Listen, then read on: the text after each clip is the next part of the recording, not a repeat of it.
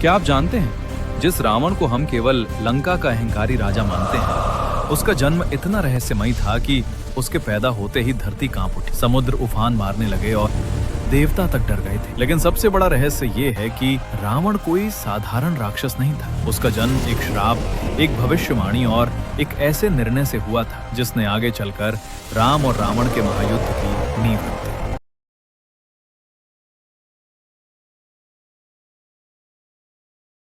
पहले की बात, जब तीनों लोकों में देवताओं और असुरों के बीच संघर्ष लगातार बढ़ रहा था। असुरों का साम्राज्य लगभग खत्म हो चुका था और राक्षसों के राजा सुमाली अपने खोए हुए वैभव को वापस पाने के लिए बेचैन थे। एक दिन सुमाली ने अपनी पुत्री कैकसी को बुलाया और कहा, यदि तुम महान तपस्वी ऋषि विश्रवा से विवाह करोगी तो तुम्हारा पुत्र अत्यंत शक्तिशाली होगा। वो राक्षसों की खोई हुई शक्ति को वापस ला सकता है।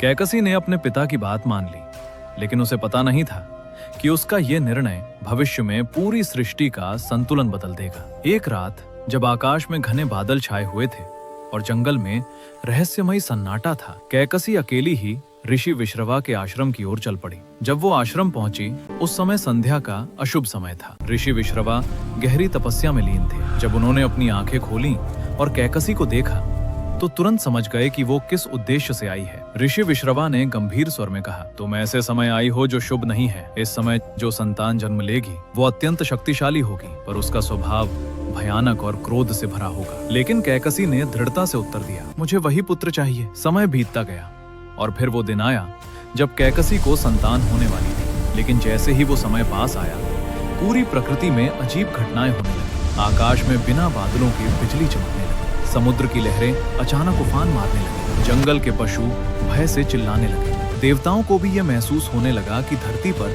कोई असाधारण शक्ति जन्म लेने वाली है। स्वर्गलोक में देवता आपस में चिंतित होकर कहने लगे, ये कौन सी शक्ति है जो सृष्टि के संतुलन को हिला रही है। और फिर वो क्षण आ गया। धरती कांप उठी, आकाश में गर्जना होने लगी और कैकसी ने एक ऐसे बालक को जन्म दिया जिसकी शक्ति असाधारण थी। उसकी पहली गर्जना इतनी भयानक थी कि तीनों लोकों में गूंज उठी। वो कोई साधारण बालक नहीं था, वो था रावण। कहा जाता है कि बचपन से ही रावण असाधारण बुद्धि और शक्ति का मालिक था। उसने वेद, शास्त्र और युद्ध विद्या सब कुछ सीख लिया। इसलिए रावण का जन्म केवल एक राक्षस के रूप में नहीं हुआ था, बल्कि ये भाग्य, श्राप और शक्ति की कहानी भी थी। समय के साथ वही बालक बड़ा होकर बना लंका का सबसे शक्तिशाली और विद्वान राजा। लेकिन उसके जीवन की सबसे बड़ी कमजोरी थी उसका अहंकार, और यही अहंकार एक दिन उसके विनाश का कारण बना। और यही से शुरू होती है राम और रावण के महायुद्ध की महान कथा।